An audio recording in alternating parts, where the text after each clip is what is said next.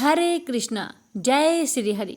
प्यारे भक्तों, आज आप सभी श्रवण करेंगे बृहस्पतिवार बृहस्पति देव की व्रत कथा। आज के दिन बृहस्पति देव की कथा श्रवण करने से बृहस्पति भगवान अपनी भक्तों की हर मनोकामना को पूर्ण करते हैं। तो आइए भक्तों, श्रवण करते हैं बृहस्पति देव की व्रत कथा। प्राचीन काल की बात है। किसी राज्य में एक बड़ा प्रतापी और दानी राजा राज्य करता था। वह हर गुरुवार को व्रत रखकर दीन दुखियों की मदद करके पुण्य प्राप्त करता था। परंतु ये बात उसकी रानी को अच्छी नहीं लगती थी। वह न तो व्रत करती थी और न ही दान पुण्य में विश्वास रखती थी। इतना ही नहीं, वह राजा को भी ऐसा करने से मना करती थी। एक समय की बात है। राजा शिकार खेलने के लिए वन में गए। घर पर रानी और दासी थी। उसी समय गुरु बृहस्पति देव साधु का रूप धारण कर राजा के दरवाजे पर भिक्षा मांगने आए। साधु ने जब रानी से भिक्षा मांगी तो वह कहने लगी, हे साधु महाराज, मैं इस दान और पुण्य से तंग आ गई हूँ। आप कोई ऐसा उपाय बताएं जिससे कि सारा धन नष्ट हो जाए और मैं आराम से रह सकूं। इतना सुनकर बृहस्पति देव ने कहा, हे देवी, तुम बड़ी विचित्र हो। संतान और धन से कोई दुखी होता है?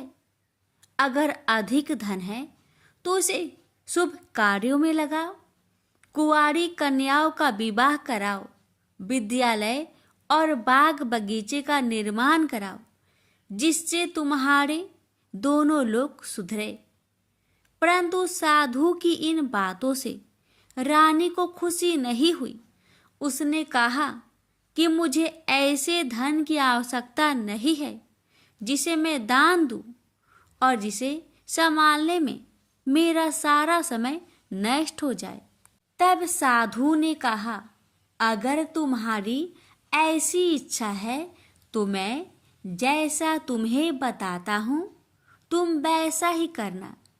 गुरुवार के दिन तुम घर को गोबर से लिपना, अपने बालों को पीली मिट्टी से धोना, राजा से हजामत बनाने को कहना, भोजन में मांस मदिरा का प्रयोग करना, कपड़े धोबी के यहाँ धुलने देना। इस प्रकार 7 बृहस्पतिवार करने से तुम्हारा समस्त धन नष्ट हो जाएगा। इतना कहकर साधु के रूप में बृहस्पति देव अंतर्ध्यान हो गए।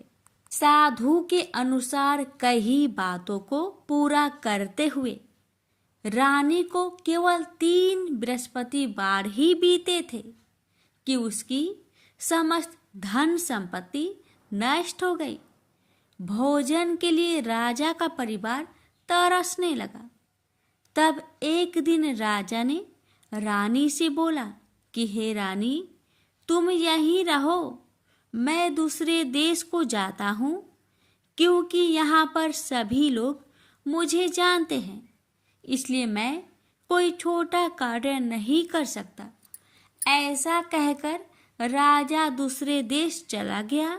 वहाँ वह जंगल से लकड़ी काट कर लाता और शहर में बेचता। इस तरह वह अपना जीवन व्यतीत करने लगा। इधर राजा के परदेश जाते ही रानी और दासी दुखी रहने लगी। एक बार जब रानी और दासी को 7 दिन तक बिना भोजन के रहना पड़ा तो रानी ने अपनी दासी से कहा, हे दासी, पासी के नगर में मेरी बहन रहती है। वह बड़ी धनवान है, तो उसके पास जा और कुछ ले आ ताकि थोड़ी बहुत गुजर बसर हो जाए। दासी रानी की बहन के पास गई। उस दिन गुरुवार था और रानी की बहन उस समय बृहस्पतिवार व्रत की कथा सुन रही थी। दासी ने रानी की बहन को अपनी रानी का संदेश दिया, लेकिन रानी की बड़ी बहन ने कोई उत्तर नहीं दिया। जब दासी को रानी की बहन से कोई उत्तर नहीं मिला तो वह बहुत दुखी हुई और उसे क्रोध भी आया। दासी ने वापस आकर रानी को सारी बात बता दी। ये सुनकर रानी ने अपने भाग्य को कोसा। उधर रानी की बहन ने सोचा कि मेरी बहन की दासी आई थी, परंतु मैं उससे नहीं बोली, इससे वह बहुत दुखी हुई होगी। कथा सुनकर और पूजा समाप्त करके वह अपनी बहन के घर आई और कहने लगी, हे बहन, मैं बृहस्पतिवार का व्रत कर रही थी। तुम्हारी दासी मेरे घर आई थी, परंतु जब तक कथा होती है तब तक ना तो उठते हैं और ना ही बोलते हैं, इसलिए मैं नहीं बोली। बताओ दासी, क्यों आई थी? रानी बोली, बहन, तुमसे क्या छिपाऊं? हमारे घर में खाने तक को अनाज नहीं था। ऐसा कहते कहते रानी की आंखें भर आई। उसने दासी समेत पिछले 7 दिनों से भूखे रहने तक की बात अपनी बहन को विस्तार पूर्वक सुना दी। रानी की बहन बोली, देखो बहन, भगवान बृहस्पति देव सबकी मनोकामना को पूर्ण करते हैं। देखो, शायद तुम्हारे घर में अनाज रखा हो। पहले तो रानी को विश्वास नहीं हुआ, पर बहन के आग्रह करने पर उसने अपनी दासी को अंदर भेजा तो उसे सचमुच अनाज से भरा एक घड़ा मिल गया। यह देखकर दासी को बड़ी हैरानी हुई। दासी रानी से कहने लगी, हे रानी, जब हमको भोजन नहीं मिलता तो हम व्रत ही तो करते हैं, इसलिए क्यों न इनसे व्रत और कथा की विधि पूछ ली जाए ताकि हम भी व्रत कर सके। तब रानी ने अपनी बहन से बृहस्पतिवार व्रत के बारे में पूछा। उसकी बहन ने बताया, बृहस्पतिवार के व्रत में चने की दाल और मुनक्का से विष्णु भगवान का केले के जड़ में पूजन करे तथा दीपक जलाए, व्रत कथा सुने और पीला भोजन ही करे। इससे बृहस्पति देव प्रसन्न होते हैं। व्रत और पूजन विधि बताकर रानी की बहन अपने घर लौट आई। 7 दिन के बाद जब गुरुवार आया तो रानी और दासी ने व्रत रखा। घुड़सार में जाकर चना और गुड़ लेकर आई। फिर उससे केले की जड़ तथा विष्णु भगवान का पूजन किया। अब पीला भोजन कहाँ से आए? इस बात को लेकर दोनों बहुत दुखी थे। चूंकि उन्होंने व्रत रखा था, इसलिए बृहस्पति देव उनसे प्रसन्न थे। इसलिए वे एक साधारण व्यक्ति का रूप धारण कर 2 थालों में सुंदर पीला भोजन दासी को दे गए।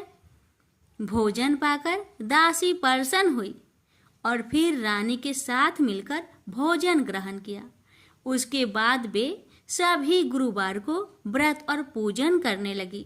बृहस्पति भगवान की कृपा से उनके पास फिर से धन संपत्ति आ गई, परंतु रानी फिर से पहले की तरह आलस्य करने लगी। तब दासी बोली, देखो रानी, तुम पहले भी इस प्रकार आलस्य करती थी। तुम्हें धन रखने में कष्ट होता था, इस कारण सभी धन नष्ट हो गया, और अब जब भगवान बृहस्पति की कृपा से धन मिला है तो तुम्हें फिर से आलस्य होता है। रानी को समझाते हुए दासी कहती है कि बड़ी मुसीबतों के बाद हमने यह धन पाया है, इसलिए हमें दान पुण्य करना चाहिए, भूखे मनुष्य को भोजन कराना चाहिए और धन को शुभ कार्य में खर्च करना चाहिए, जिससे तुम्हारे कुल का यश बढ़ेगा, स्वर्ग की प्राप्ति होगी और पितृ प्रसन्न होंगे। दासी की बात मानकर रानी अपना धन शुभ कार्य में खर्च करने लगी, जिससे पूरे नगर में उसका यश फैलने लगा। बृहस्पतिवार व्रत कथा के बाद श्रद्धा के साथ आरती की जानी चाहिए। इसके बाद प्रसाद बांटकर उसे ग्रहण करना चाहिए। एक दिन राजा दुखी होकर जंगल में एक पेड़ के नीचे आसन जमाकर बैठ गया। वह अपनी दशा को याद करके व्याकुल होने लगा। बृहस्पतिवार का दिन था। एकाएक उसने देखा कि निर्जन वन में एक साधु प्रकट हुए। वह साधु भेष में स्वयं बृहस्पति देवता थे। लकड़हारे के सामने आकर बोले, हे लकड़हारे, इस सुनसान जंगल में तू चिंता मग्न क्यों बैठा है? लकड़हारे ने दोनों हाथ जोड़कर प्रणाम किया और उत्तर दिया, महात्मा जी, आप सब कुछ जानते हैं, मैं क्या कहूँ? यह कहकर रोने लगा और साधु को अपनी आत्मकथा सुनाई। महात्मा जी ने कहा, तुम्हारी स्त्री ने बृहस्पति के दिन बृहस्पति भगवान का निरादर किया है, जिसके कारण रुष्ट होकर उन्होंने तुम्हारी यह दशा कर दी। अब तुम चिंता को दूर करके मेरे कहने पर चलो तो तुम्हारे सब कष्ट दूर हो जाएंगे और भगवान पहले से भी अधिक संपत्ति देंगे। तुम बृहस्पतिवार के दिन कथा किया करो। 2 पैसे के चने मुनक्का लाकर उसका प्रसाद बनाओ और शुद्ध जल से लोटे में शक्कर मिलाकर अमृत तैयार करो। कथा के पश्चात अपने सारे परिवार और सुनने वाले प्रेमियों में अमृत व प्रसाद बांटकर आप भी ग्रहण करो। ऐसा करने से भगवान तुम्हारी सब मनोकामनाएं पूरी करेंगे। साधु के ऐसे वचन सुनकर लकड़हारा बोला, हे प्रभु, मुझे लकड़ी बेचकर इतना पैसा नहीं मिलता जिससे भोजन के उपरांत कुछ बचा सकूं। मैंने रात्रि में अपने स्त्री को व्याकुल देखा है और मेरे पास कुछ भी नहीं जिससे मैं उसकी खबर मंगा सकूं। साधु ने कहा, हे लकड़हारे, तुम किसी बात की चिंता मत करो। बृहस्पति के दिन तुम रोजाना की तरह लकड़ियां लेकर शहर को जाओ। तुम्हारे रोज से दुगुना धन प्राप्त होगा, जिससे तुम भली भांति भोजन कर लोगे तथा बृहस्पति देव की पूजा का सामान भी आ जाएगा। इतना कहकर साधु अंतर्ध्यान हो गए। धीरे धीरे समय व्यतीत होने पर फिर वही बृहस्पतिवार का दिन आया। लकड़हारा जंगल से लकड़ी काटकर किसी शहर में बेचने गया। उसे उस दिन और दिन से अधिक पैसा मिला। राजा ने चना गुड़ आदि लाकर गुरुवार का व्रत किया।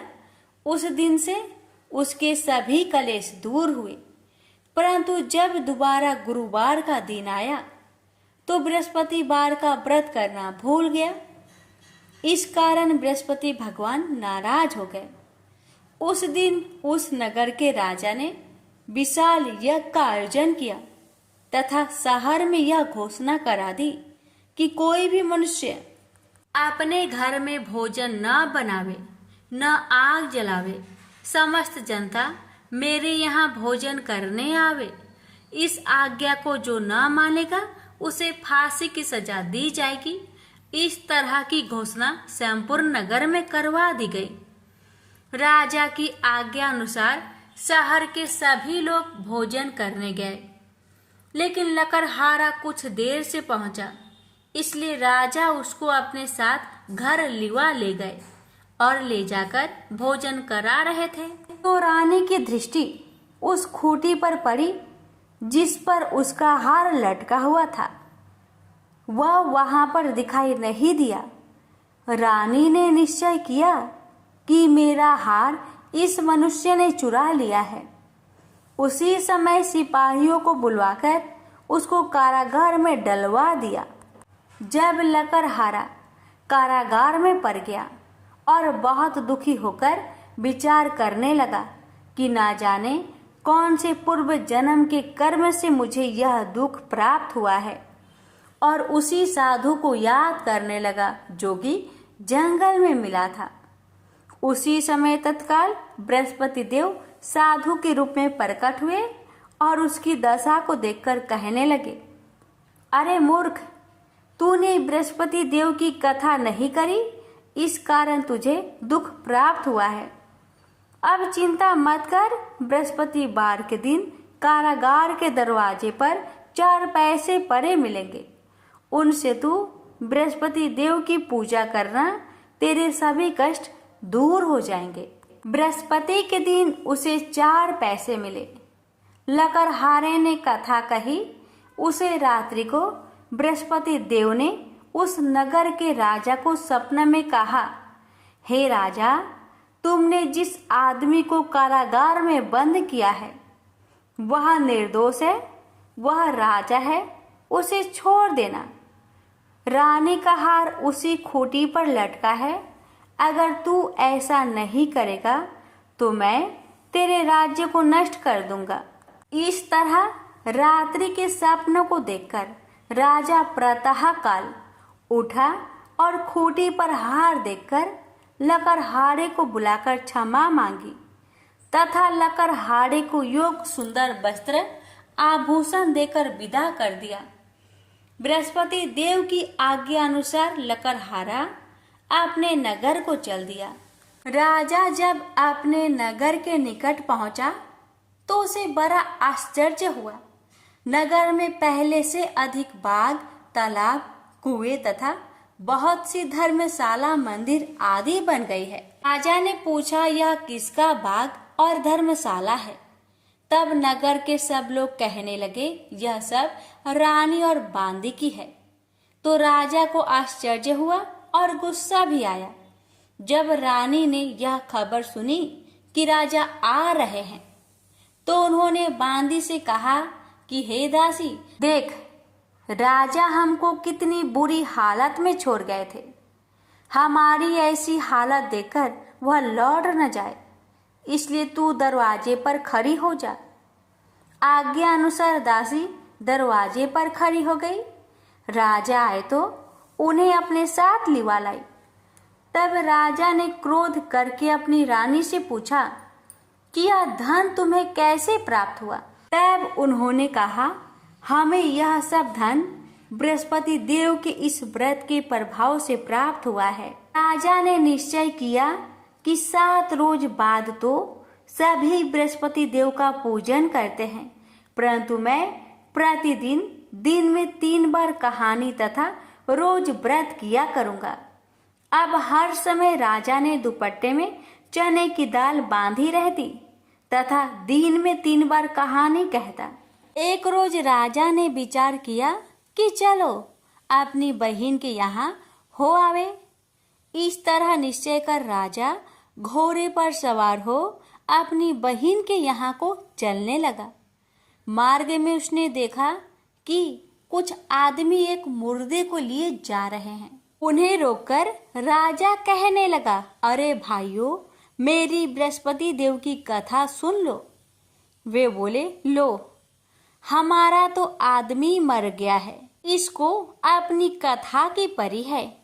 परंतु कुछ आदमी बोले, अच्छा कहो, हम तुम्हारी कथा भी सुनेंगे। राजा ने दाल निकाली और जब कथा आधी हुई थी कि मुर्दा हिलने लग गया, और जब कथा समाप्त हो गई तो राम राम करके मनुष्य उठकर खड़ा हो गया। आगे मार्ग में उसे एक किसान खेत में हल चलाता मिला। राजा ने उसे देख और उससे बोले, अरे भैया, तुम मेरी बृहस्पतिवार की कथा सुन लो। किसान बोला, जब तक मैं तेरी कथा सुनूंगा तब तक 4 हरैया जोत लूंगा। जा अपनी कथा किसी और को सुनाना। इस तरह राजा आगे चलने लगा। राजा के हंसते ही बैल पछाड़ खाकर गिर गए तथा किसान के पेट में बड़ी जोर का दर्द होने लगा। उस समय उसकी माँ रोटी लेकर आई। उसने जब यह देखा तो अपने पुत्र से सब हाल पूछा और बेटे ने भी सभी हाल कह दिया। तो बुढ़िया दौड़ी दौड़ी उस घोड़ सवार के पास गई और उससे बोली कि मैं तेरी कथा सुनूंगी, तू अपनी कथा मेरे खेत पर चलकर ही कहना। राजा ने बुढ़िया के खेत पर जाकर कथा कही। इसके सुनते ही वह बैल उठ खड़ा हुई तथा किसान के पेट का दर्द भी बंद हो गया। राजा अपनी बहन के घर पहुंचा। बहन ने भाई की खूब मेहमानी की। दूसरे रोज प्रातःकाल राजा जागा तो वह देखने लगा कि सब लोग भोजन कर रहे हैं। राजा ने अपनी बहन से कहा, ऐसा कोई मनुष्य है जिसने भोजन नहीं किया हो? मेरी बृहस्पतिवार की कथा सुन ले। बहन बोली, हे भैया, यह देश ऐसा ही है कि पहले यहाँ लोग भोजन करते हैं, बाद में अन्य काम करते हैं। अगर कोई पड़ोस में हो तो देख आऊं। वह ऐसा कहकर देखने चली गई, परंतु उसे कोई ऐसा व्यक्ति नहीं मिला जिसने भोजन न किया हो। अतः वह एक कुम्हार के घर गई जिसका लड़का बीमार था। उसे मालूम हुआ कि उनके यहाँ 3 रोज से किसी ने भोजन नहीं किया है। रानी ने अपने भाई की कथा सुनने के लिए कुम्हार से कहा। वह तैयार हो गया। राजा ने जाकर बृहस्पतिवार की कथा कही, जिसको सुनकर उसका लड़का ठीक हो गया। अब तो राजा की प्रशंसा होने लगी। एक रोज राजा ने अपनी बहन से कहा कि हे बहन, हम अपने घर को जाएंगे, तुम भी तैयार हो जाओ। राजा की बहन ने अपनी सास से कहा। सास ने कहा, हाँ चली जा, परंतु अपने लड़कों को मत ले जाना, क्योंकि तेरे भाई के कोई औलाद नहीं है। बहन ने अपने भैया से कहा, हे भैया, मैं तो चलूंगी पर कोई बालक नहीं जाएगा। राजा बोला, जब कोई बालक नहीं चलेगा तब तुम ही क्या करोगी? बड़े दुखी मन से राजा अपने नगर को लौट आया। राजा ने अपनी रानी से कहा, हम निरवंशी है, हमारा मुंह देखने का धर्म नहीं है और कुछ भोजन आदि नहीं किया। रानी बोली, हे प्रभु, बृहस्पति देव ने हमें सब कुछ दिया है, वह हमें औलाद अवश्य देंगे। उसी रात को बृहस्पति देव ने राजा से सपने में कहा, हे राजा, उठ, सभी सोच त्याग दे, तेरी रानी गर्भ से है। राजा को यह बात सुनकर बड़ी खुशी हुई। 9वें महीने में उसके गर्भ से एक सुंदर पुत्र पैदा हुआ। तब राजा बोला, हे रानी, स्त्री बिना भोजन के रह सकती है, पर बिना कहे नहीं रह सकती। जब मेरी बहन आवे तुम उससे कुछ मत कहना। रानी ने सुनकर हाँ कर दिया। जब राजा की बहन ने यह शुभ समाचार सुना तो वह बहुत खुश हुई तथा बधाई लेकर अपने भाई के यहाँ आई। तभी रानी ने कहा, घोड़ा चढ़कर तो नहीं आई, गधा चढ़ी आई। राजा की बहन बोली, भाभी, मैं इस प्रकार न कहती तो तुम्हें औलाद कैसे मिलती? बृहस्पति देव ऐसे ही हैं, ऐसी जिसके मन में कामनाएं हैं सभी को पूर्ण करते हैं। जो सदा भावना पूर्वक बृहस्पतिवार का व्रत करता है एवं कथा पढ़ता अथवा सुनता है, दूसरों को सुनाता है, बृहस्पति देव उसकी सभी मनोकामना पूर्ण करते हैं। तो प्रेम से बोलिए, बृहस्पति भगवान की जय हो।